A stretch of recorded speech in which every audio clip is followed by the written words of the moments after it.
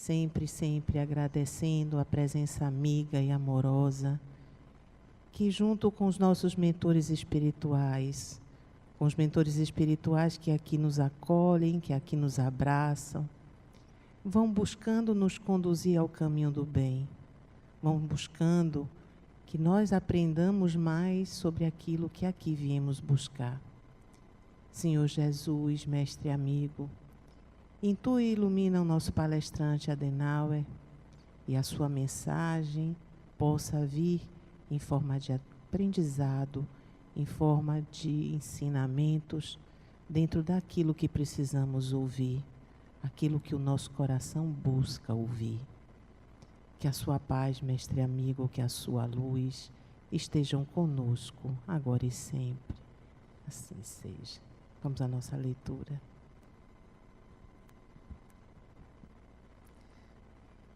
Caridade essencial. E a caridade é esta: que andemos segundo os seus mandamentos.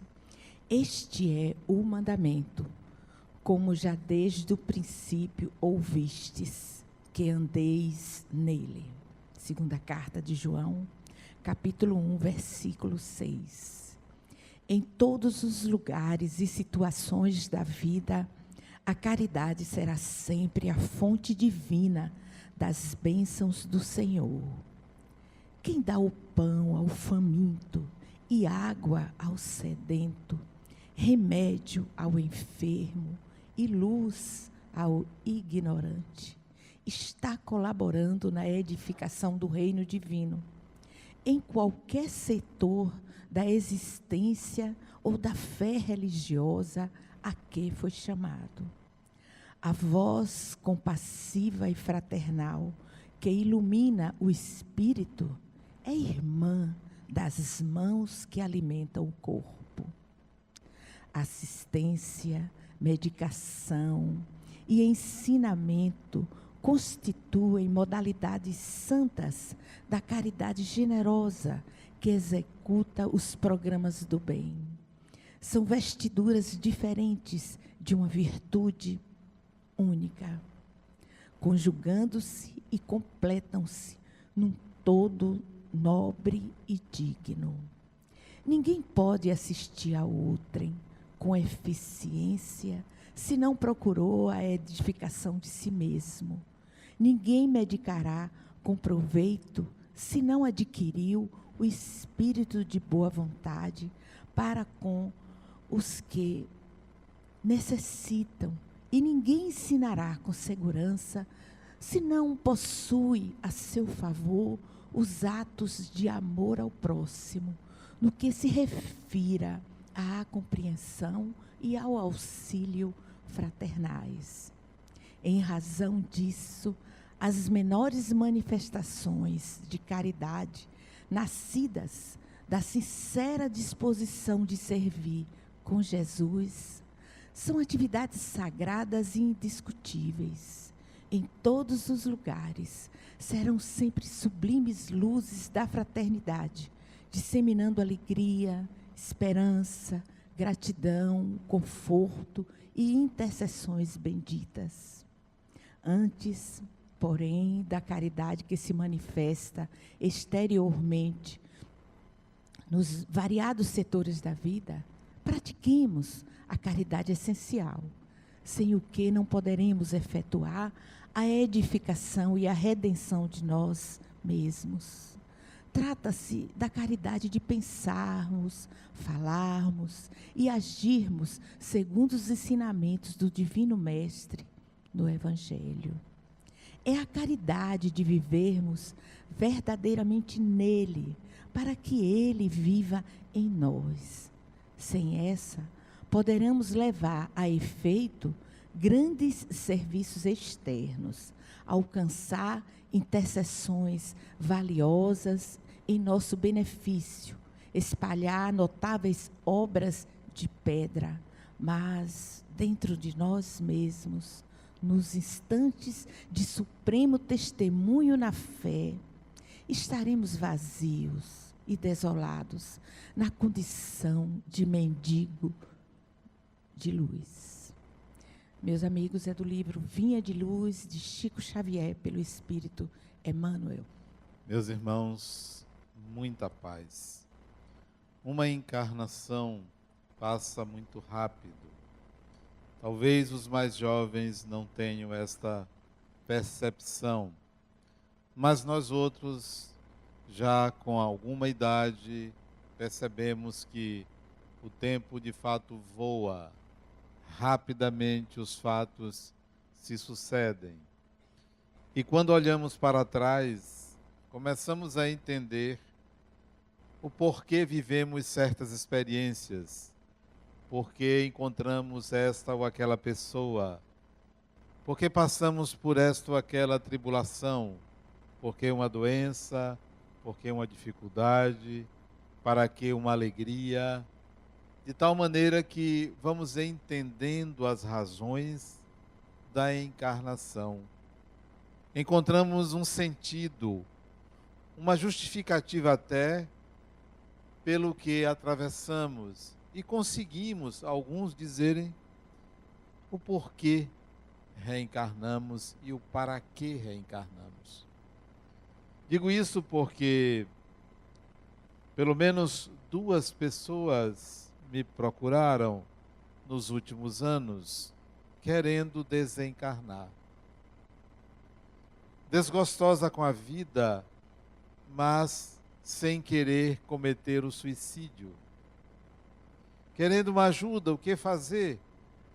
E é claro que para mim, espírita, ao ouvir alguém com esse apelo, percebo logo a falência daquele personagem, a fragilidade, a fraqueza, a dificuldade de organizar os seus pensamentos, as suas ideias, as imagens mentais, o caminho que escolheu inadequado, inconscientemente ou conscientemente, um caminho escuso, sombrio, sem saída.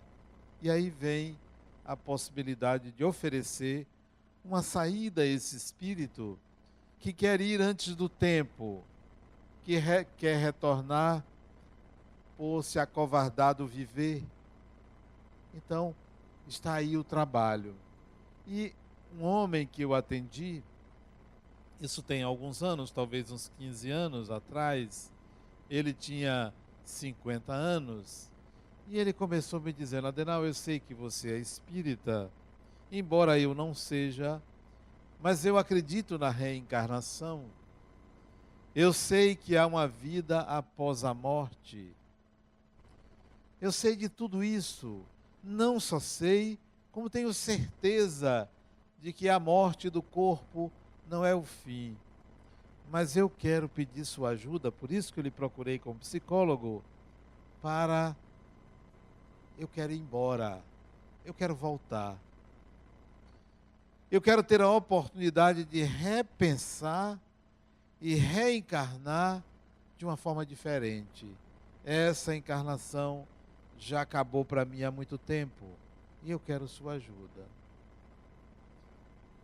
Claro que isso choca a gente, um homem de 50 anos, um homem saudável, totalmente saudável, querendo retornar, querendo ir embora. Então eu perguntei: como foi ou como tem sido sua vida? Me conte sua vida. Todos nós temos uma história, todo ser humano tem uma história central. Muitas histórias pequenas, mas tem uma história central. E a depender da pessoa, essa história pode ser contada apenas pelo viés amoroso. Outra pode contar a sua história pelo viés profissional. Outra pelo viés orgânico, corpo, centralizando a temática da vida num aspecto. É raro você encontrar uma pessoa que se veja na totalidade, que não se veja na particularidade, que compreenda a particularidade como sinais, não como representações da totalidade da pessoa. Seria um absurdo você pensar que você é o corpo que você enverga, utiliza, que você é o cartão de crédito que você usa, que você é o carro que você dirige, a roupa que você tem, o bairro, a casa onde você mora, ou o companheiro ou a companheira que você tem. Seja um absurdo você pensar que você é apenas qualquer um desses aspectos. Nós não somos, muito menos a totalidade ou a soma disso. Somos muito mais do que cada particularidade, tanto quanto somos muito mais do que a soma de tudo que acontece na nossa vida. Imagine se você se tomasse por um recorte, por uma imagem, por um episódio, por um acontecimento, por uma experiência. Sei de pessoas que viveram um momento, uma hora de uma decisão inadequada e aquilo gravou-se na sua vida e a pessoa nunca mais foi o mesmo ou a mesma porque aconteceu aquilo. Há algum tempo atrás, também conversando com um parente meu, um jovem, ele atormentado por uma experiência sexual que ele teve na adolescência. Ele disse: você não é isto, você não é essa experiência. Quem é você? Qual é a realidade do seu desejo atual? Isto é você, e não a experiência que você viveu. Foi algo pontual, foi algo menor, mas ele não conseguia tirar da mente as imagens que foram geradas naquela experiência. A sexualidade tem esse poder de transferir imagens tão poderosas para a nossa consciência que a gente tem dificuldade de dissolvê-la. Todas as imagens precisam ser dissolvidas no poder que tem de nos prejudicar. As imagens devem ser utilizadas como alicerces para a construção de algo melhor e não para a dissolução da personalidade. Pois bem, nós não podemos nos representar por uma experiência, por uma pessoa na nossa vida. Imagine se eu dissesse a alguém, ou quisesse apresentar: olha, essa aqui é minha esposa, essa aqui é meu filho, esse aqui... Não, eu tenho que apresentar a pessoa pelo nome. Esta é fulana, ou este é fulano. Posso até dizer que é minha esposa, ou meu filho, ou minha filha, mas eu não vou colocar apenas esse título. Eu estaria reduzindo a pessoa a uma condição de representação. O espírito, ele tem N possibilidades de representação na encarnação. Então você não é o dia de hoje, você não é o dia de amanhã, nem o dia de ontem. Você é uma sucessão de eventos e possibilidades de ser. Então, é muito mais do que você imagina que seja. Pois bem, esse homem procura com esse desejo de ir embora, sabendo que a vida continua, sabendo da reencarnação. Eu quero ter a oportunidade de voltar e começar de novo. Um pedido fantástico, só que eu estranhei e pedi que me contasse a vida dele. Ele migrou de um outro país para o nosso. Aqui se casou. Se casou, teve uma filha, essa filha foi embora, ele se separou da esposa, foi embora para outro país. Separou-se da esposa, depois arranjou outra, ele já estava numa quinta ou sexta companheira. Só tiveram essa filha e essa filha nunca mais quis saber dele. E ele perdeu o contato total com ela. Ele também perdeu a vontade de trabalhar. Não era depressão, a rotina o cansava.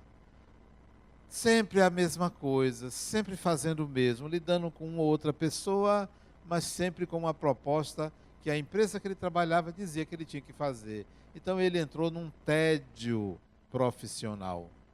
Ascendeu profissionalmente, ganhava o dinheiro dele, não tinha problemas financeiros, vivia muito bem, ou vivia bem, mas não tinha entusiasmo. nada o encantava. E por isso ele queria ir embora. Portanto, por muito pouco ele queria ir embora. Eu admito que uma pessoa quer ir embora quando atingiu uma certa idade. Depois dos 120 anos, eu quero ir embora, já vivi muito, eu quero ir. Ou alguém que está há muito tempo cansado ou cansada num leito, vegetando, vai embora. O que está fazendo aí? Presa a um corpo que não lhe traz nada a não ser a sensação de cárcere, de prisão, mesmo que seja útil para o espírito ali ficar prisioneiro de um corpo, mas talvez fosse melhor desligar-se e recomeçar.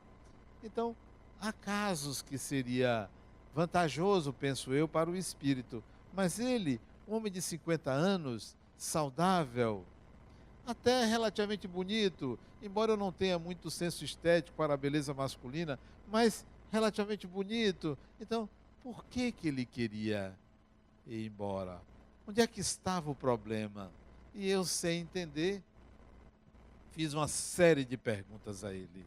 Muitas perguntas. O que você perguntaria a alguém que desejasse morrer, mas morrer sem se suicidar? Ele queria apagar e se ver do outro lado. Aquela morte maravilhosa que você vai dormir e quando acorda, o corpo morreu e você está em outra dimensão. Seria maravilhoso que isso acontecesse, mas é muito raro isso acontecer. Então, o que você perguntaria? O que você diria? E eu comecei a perguntar. Primeira sessão, segunda sessão, ele ficou 1 ano e meio comigo, semanalmente. Até ficou me devendo as duas últimas sessões, mas eu deixei para lá. Ficou por conta da bonificação, né? Porque tem pessoas que são assim, nem enganam a gente. Vão e não pagam, né? Mas tudo bem. Aí, eu fazia várias perguntas a ele. Um dia, eu acho que com 1 mês ou menos de 2 meses de terapia, eu perguntei a ele de quem ele gostava, quem ele amava na vida. E ele tinha uma companheira. Ninguém. Mas ninguém, não amo ninguém. Ok. Pergunta seguinte: quem ama você? Quem ama você? Ninguém o amava. Temos aí o problema e ao mesmo tempo a solução, porque a solução está sempre no enunciado do problema. Em tudo está o seu contrário. Se você diz uma coisa e diz detalhadamente e precisamente o que você está dizendo, você consegue extrair o contrário do que você está dizendo. Então, o problema estava ali. Ninguém o amava, nem ele amava ninguém. E talvez o problema do espírito seja esse, o amor. E ao mesmo tempo, a solução. E eu disse para ele: você tem um problema. Ele disse: qual o problema? Vamos admitir que eu consiga fazer o desencarnar? Embora eu tinha perguntado a ele se ele experimentou andar assim perto da rua para ser atropelado, se ele já experimentou subir num prédio como que escorregasse. Ele já tinha tentado várias maneiras, mas sempre ele esbarrava com a consciência de que ele iria provocar a morte. Eu poderia até ajudá-lo, mas ele teria um problema. Ele iria desencarnar, ok. Iria se ver fora daquele corpo. Mas o problema era na hora de voltar. Quem iria querê-lo como filho, se ele não era amado? Quem? Qual a pessoa? Qual de vocês, tendo vários amores nas várias encarnações, antes de reencarnar, alguém lhe fizesse essa proposta: olha, você toparia ser mãe dessa criatura, desse ser humano que não ama você, que não tem nenhuma relação com você, que não lhe conhece, que não é amado por ninguém, que vive um dilema do sentido do viver. Você com a opção de ter outros amores que poderiam reencarnar com você, você aceitaria essa tarefa insossa, sem graça, só para ser mãe de um espírito por uma encarnação que você sabe que cedo, cedo ele iria embora, porque não sabe amar? E talvez a pior doença do ser humano seja a incapacidade de amar. E eu não me refiro a amar universalmente, não. É amar uma pessoa. Uma pessoa. Não é amar todo mundo, não, porque isso seria exigir demais. É amar uma pessoa. Porque se você consegue amar uma pessoa, você consegue entender o que é Deus. Amar uma pessoa. Não precisa amar a família, os amigos, é amar uma pessoa. Você vai entender o que significa a palavra Deus, é amar um ser humano. Pois bem, eu disse a ele, você vai ter um problema, ninguém vai lhe querer. Ninguém vai lhe querer. E a reencarnação tem sido cada vez mais seletiva, por incrível que pareça.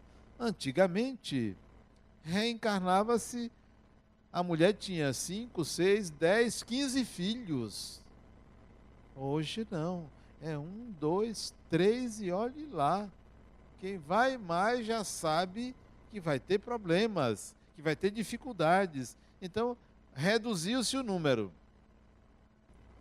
Segundo, as mulheres estão se ocupando muito mais da sua capacitação do que engravidar. Elas querem alguém que providencie isso, né? Querem garantir, mas adiam a gestação. Então, tem um intervalo curto de fertilidade ou de possibilidade de gerar. Então, reduz. E já se escolhe.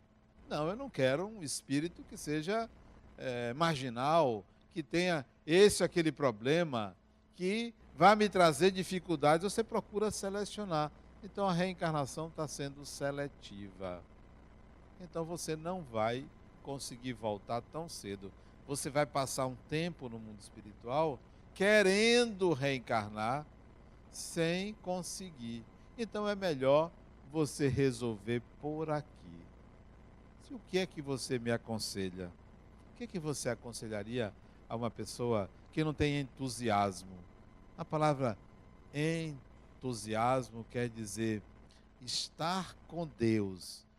Entusiasmo vem de enteos. Theos é Deus. Entusiasmo, uma pessoa entusiasmada é uma pessoa que está com Deus, que sente Deus.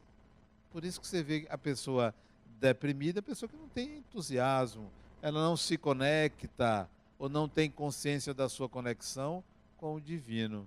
Então o que você diz a alguém que não tem entusiasmo? E eu disse a ele, olha, você deveria fazer um programa nessa encarnação. Quanto tempo você acha que você vai viver sem se suicidar, sem se matar? Talvez uns 20 anos. 20 anos é um tempo muito longo. Pode fazer muita coisa com 20 anos. Mas que seja 20 anos. Que tal você começar a diminuir a sua arrogância? Você me acha arrogante? Claro. Olha a sua arrogância. Você sabe que a vida continua. E você despeja isso com a maior naturalidade. Ainda esnoba dizendo que quer voltar. É uma arrogância muito grande, é uma falta de humildade. Você tem um conhecimento, um saber que você malbarata. Que você acha que ir e vir é algo simples. É assim. Num piscar de olhos você vai e você volta. Você acha que você tem esse poder? Você acha que você tem essa condição, essa capacidade? Então, comece baixando sua bola. Seja uma pessoa mais humilde. Você se entediou com o trabalho. Eu lhe dou uma proposta. Por que você não trabalha de graça no tempo que você tem disponível? Por que você não ajuda o próximo? Sabe por que você não ajuda? Porque você é uma pessoa egoísta. E aí eu descasquei. E é uma coisa que eu gosto de fazer. É uma espécie de sadismo espiritual. Eu adoro, como psicólogo, mostrar os defeitos do outro. Eu não sei, é um negócio que vem de outras vidas, sabe? E aí eu disse, você é muito egoísta, é uma pessoa egoísta, você só pensa em você. É por isso que você não ama ninguém. E é por isso que você não é amado, pelo seu egoísmo. E é um egoísmo muito grande, porque uma pessoa chegar aos 50 anos e não ser amada por ninguém, nem a companheira dele o ama. Ela estava com ele porque gostava, porque ela também trabalhava, não dependia dele, não era uma dependência. Era para ter alguém com quem conviver, alguém com quem se relacionar, mas não era amor. Muitas relações maritais não se tem amor. Gosta do outro, acostuma-se com a companhia, mas não se constrói uma relação de amor. Não se constrói o sentimento.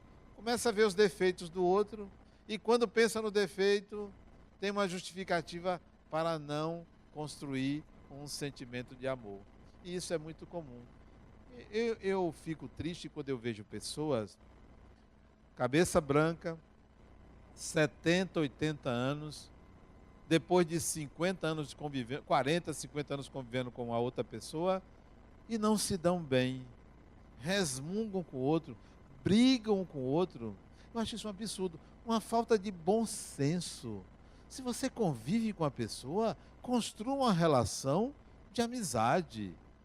Faça com que o seu dia a dia com aquela pessoa seja algo bom, algo benéfico, que você possa trocar ideias, mesmo que você acredite que aquela pessoa não tem o seu nível de conhecimento ou os interesses que você tem, mas pelo menos é alguém com quem você pode partilhar uma velhice saudável.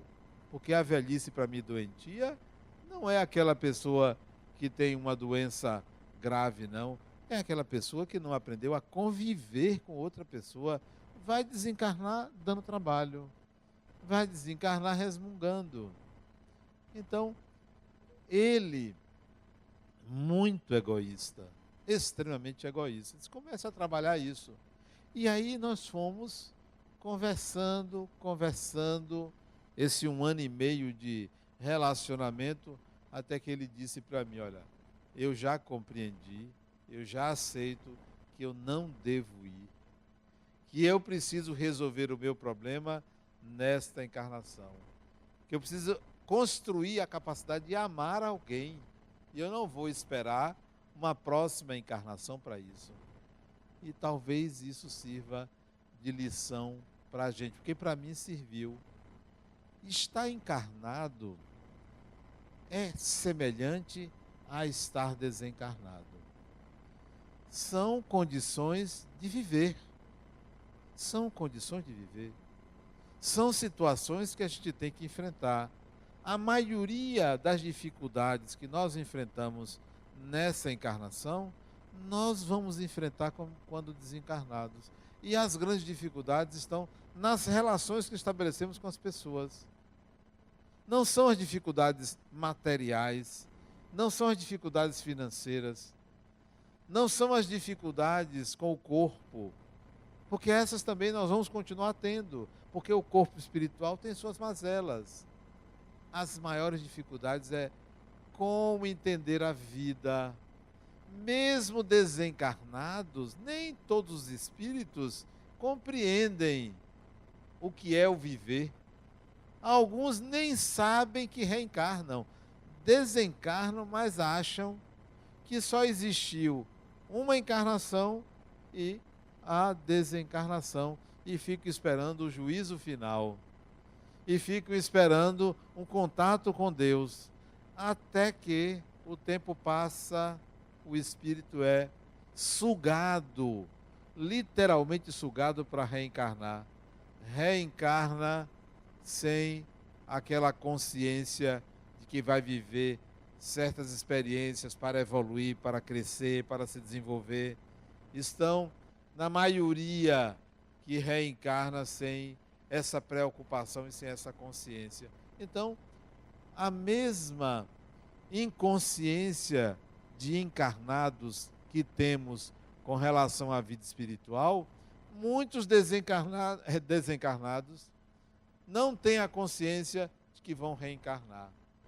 Acham que as pessoas que estão encarnadas vão desencarnar e não voltam. Allan Kardec até fala de espíritas que não aceitavam a reencarnação. Eram espíritas, mas não aceitavam a reencarnação. Então nós temos essas dificuldades. É claro que eu não vou esperar a vida após a morte para resolver aquilo que me compete em mim mesmo, as dificuldades que eu vejo que eu tenho, as condições que eu enfrento agora. Se eu deixar para depois, eu vou enfrentar depois. Hoje, meio-dia, eu cheguei e encontrei meu neto dizendo assim: não conte a meu avô para a babá dele. Eu fui lá. Eu ia subindo a escada. Como assim, não conte? Aí ele olhou para a babá e disse: não conte. Eu disse: depois vai contar. Vai me dizer o que é que está acontecendo. Aí ele fez uma cara de choro. Eu disse: não chore. Eu quero saber o que é que você não quer que conte. Ele ficou mudo, ela não quis dizer. Eu respeitei o momento e saí. Passaram-se 15 minutos, eu chamei ele. Você acha justo, eu com ele, você acha justo você fazer isso com ela? Você acha justo você dizer a ela para ela se calar?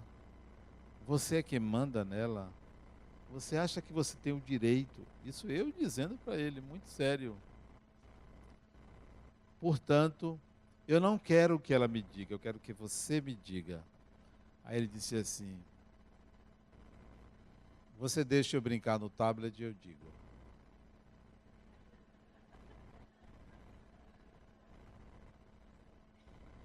Só pela proposta você não vai brincar no tablet. Só pela proposta que você fez. Você tem que aprender a ser uma pessoa verdadeira. Isso ele tem 4 anos e meio. Você aprender a ser uma pessoa verdadeira. E não está negociando comigo, nem com a sua babá.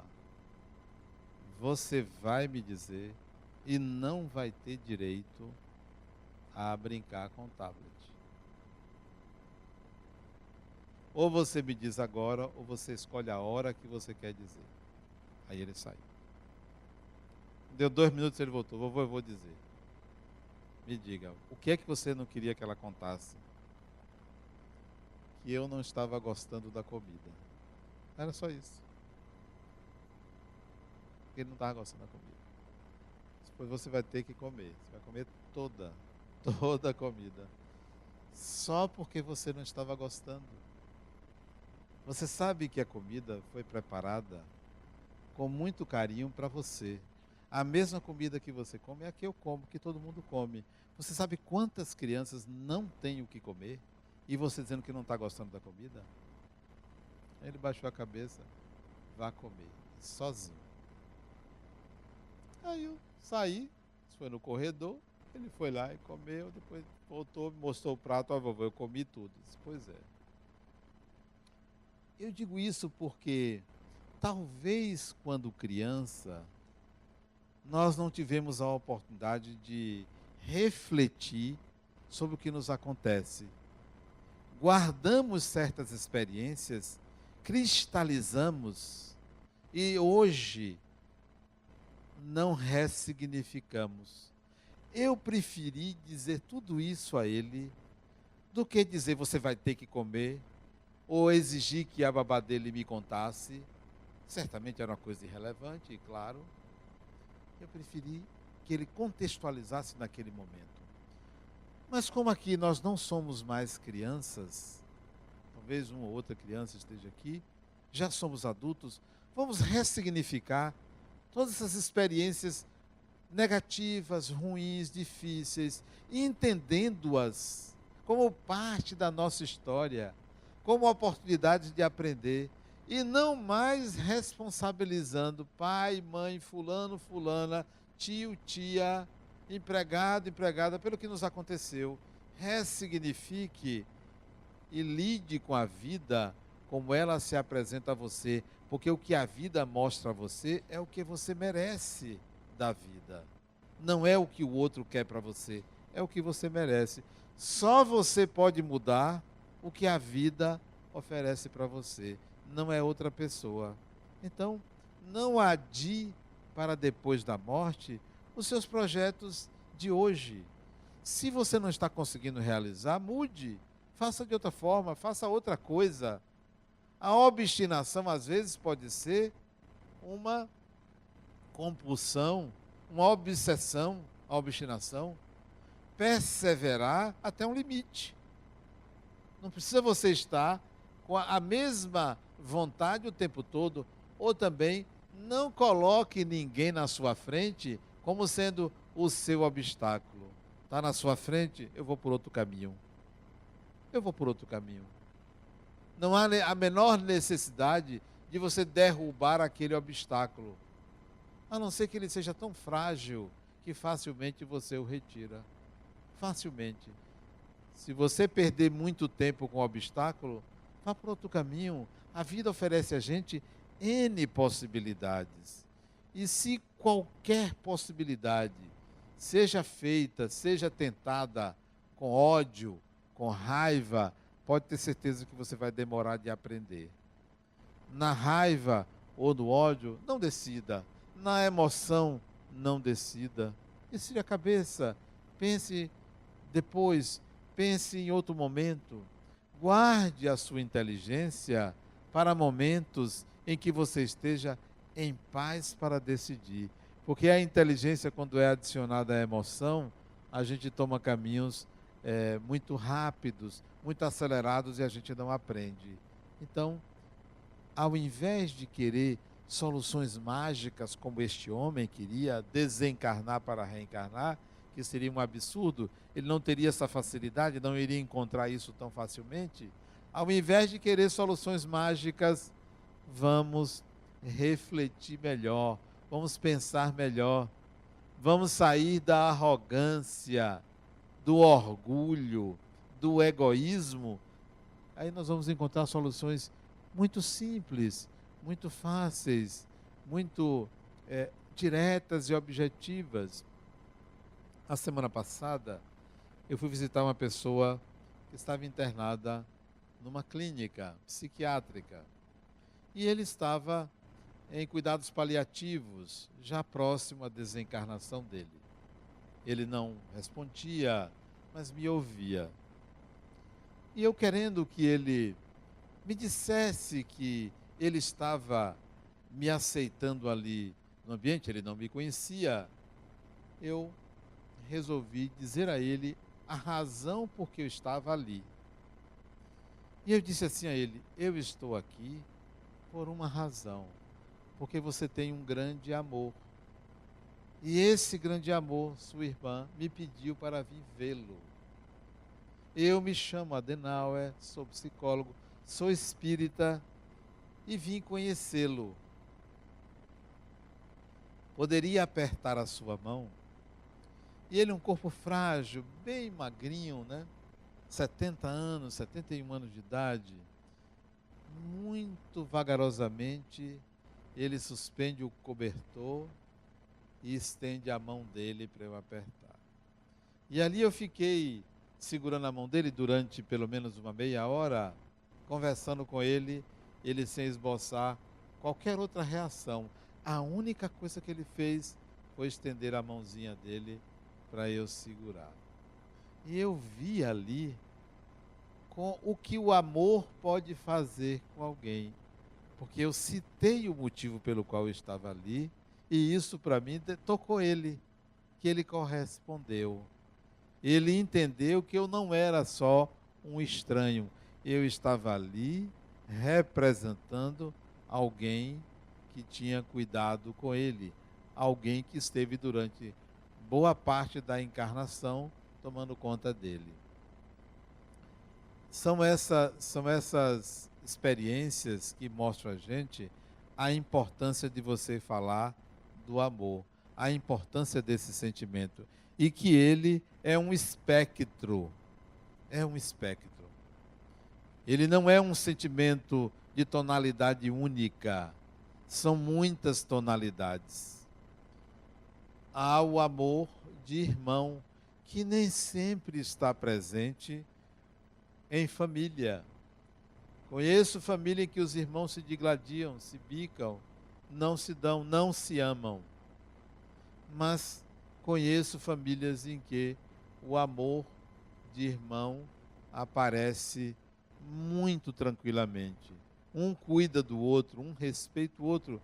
Eu li hoje uma coisa interessante, uma ginasta que não tinha as pernas, ela idolatrava uma ginasta campeã olímpica, idolatrava. E conseguiu manter contato com ela. E descobriu que eram irmãs, que ela era irmã da outra. Ela idolatrava, só que ela foi dada à adoção.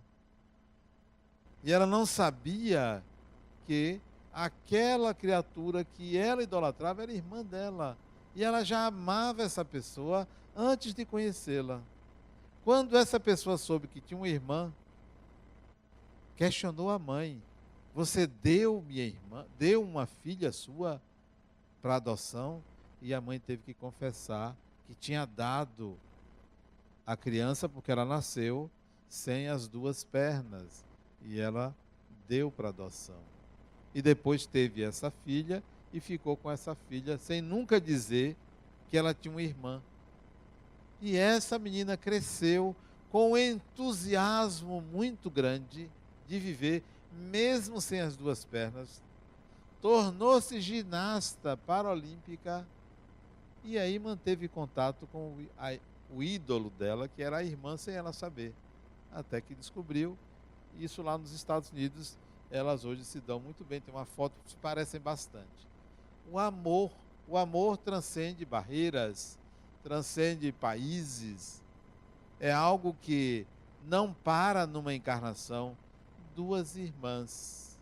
Quantas pessoas têm irmãos e não conseguem amar? Porque tem mágoa. Porque o passado faz com que a pessoa traga experiências para o presente e não consiga perdoar. Eu acho que vocês devem conhecer pessoas, deve ser uma minoria que tem essa dificuldade de perdoar o outro, né? Deve ser uma minoria, porque é inimaginável você não conseguir perdoar uma pessoa. É um valor, um poder que você dá muito grande ao outro, achar que não deve perdoar alguém que lhe fez mal. Há o amor entre pais e filhos. Esse é o mais fácil. É o mais fácil uma mãe amar um filho. Facílimo. Há uma condição genética, há uma condição cultural, há uma condição psicológica. Então, é o amor mais simples. É o amor de mãe. Mais simples. E ele é muito exaltado, mas é o mais simples. Porque é raro uma mãe não amar os filhos. Um pai pode ser até mais comum não amar os filhos, mas uma mãe é muito raro. Então, é o amor mais simples de acontecer. Me perdoem vocês, mães, que acham que é o amor mais próximo de Deus. Eu acho que não, é mais distante. Porque é mais simples de acontecer. Veja, você ama. Se o amor de mãe fosse o mais próximo de Deus, você ama o filho ou a filha da mulher do seu ex-marido? Não ama, não. É muito difícil. Só sendo minha irmã. Essa sim cuidou dos filhos da segunda mulher do ex-marido dela. E da terceira também. Não. O amor de mãe é o mais simples. Porque ele é genético. Porque ele é cultural. Porque nós somos condicionados a esse amor. Porque vem de dentro da gente. As mães não amam necessariamente os filhos de outras mães. Amam os seus, porque são seus. E quanto mais frágil o filho, mais amor ela dá ao filho, porque adiciona cuidado. o cuidado materno, que é algo arquetípico, que é algo que vem da espécie. Então, o amor mais difícil, o mais complexo, é você amar o inimigo.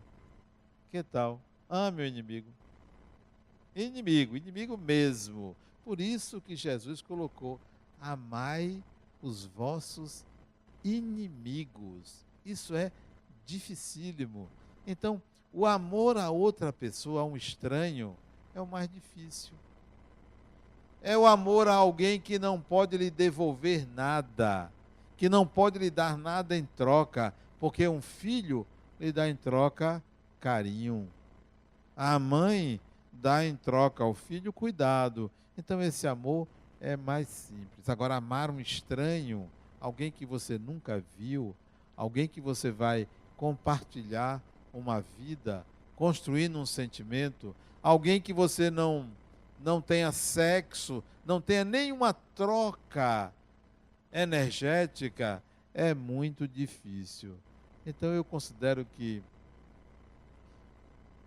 um casal, sejam dois homens, duas mulheres, um homem e uma mulher, um casal que se ame de fato e que chegue a um estágio de convivência em que não há nada a oferecer um ao outro, mas que ainda assim continue se amando, o mais próximo de Deus. O mais sublime que pode existir é você amar alguém que não pode lhe dar nada em troca, nem o prazer de conversar. Então esse é um grande amor. Nós podemos conseguir isto? Claro que podemos. A vida sempre coloca na nossa reta, no nosso caminho, pessoas para a gente amar. Pessoas que você tem que compreender, perdoar, aceitar, acolher. A vida sempre coloca, porque nós não vivemos isoladamente, nós sempre precisamos de uma outra pessoa para viver. Então a vida sempre coloca. Olhe na sua vida, na sua história atual, na sua convivência atual, quem são as pessoas que estão no seu caminho? Cada um de nós, pelo menos, tem 3 pessoas no caminho. 3 principais pessoas no nosso caminho que a gente deve resolver, construir com essas pessoas a melhor relação possível. Porque amar os seus é muito fácil. Amar os parentes é muito fácil. Olha que tem gente que acha difícil. Eu quero ver você amar aquelas 3 pessoas que estão no seu caminho e que servem de espelho, onde você projeta a sua sombra, onde você projeta o que há de ruim em você que você não vê, mas consegue enxergar os defeitos do outro. Essas são as pessoas que você tem que aprender a amar. O espírito reencarna para N desafios, mas o principal é o de aprender a amar. Quando você consegue amar uma pessoa, qualquer pessoa que entre na sua vida, você já tem a expertise, a experiência, o conhecimento, a capacidade de ter uma boa relação com a pessoa. Qualquer pessoa. Pode observar que a maioria dos nossos problemas se situam nas nossas relações afetivas. A maioria dos nossos problemas. Se você passar uma encarnação com os problemas de relacionamento resolvidos, você é uma pessoa feliz. É uma pessoa feliz. Problemas de relacionamento resolvidos. Os nossos problemas não são aqueles que estão do lado de fora, é aqueles que estão do lado de dentro. Quando uma pessoa desencarna, ela não leva os feitos dessa encarnação. Digamos que você tenha feito muita caridade, que você tenha construído até um hospital para as pessoas, que você tenha feito um bem enorme e que a sociedade fez uma estátua para você, homenagens e mais homenagens, seu nome fique marcado na história. Nada disso você leva, porque isso fica aqui. Você leva o que você construiu dentro de você e não fora de você. Não é fora de você. O que você fez fora de você serve para os outros. Se você fizer caridade, ajudar uma pessoa, que bom que você ajudou uma pessoa. Fez caridade. O que você leva da caridade que você fez? Nada. Você só leva a capacidade de ser uma pessoa bondosa. Isso você leva. Essa capacidade você leva. Mas o bem que você fez ao outro pertence ao outro. O seu é a capacidade de fazer isso sem olhar a quem, sem pedir nada em troca. Então o que você leva é o que você alicerçou dentro de você e não o bem que você deixou. Faça o bem, porque isso vai ser útil para a sociedade, mas só será útil para você se você adquirir a capacidade de gerar aquilo N vezes, quando for necessário, sempre que for necessário. Então é isso que você deve construir. O amor que você sente por uma pessoa, quem quer que seja, eu espero que faça bem à pessoa. Mas observe como é seu sentimento, qual é a natureza do seu sentimento, qual é a qualidade do seu sentimento. Por que que ele acontece?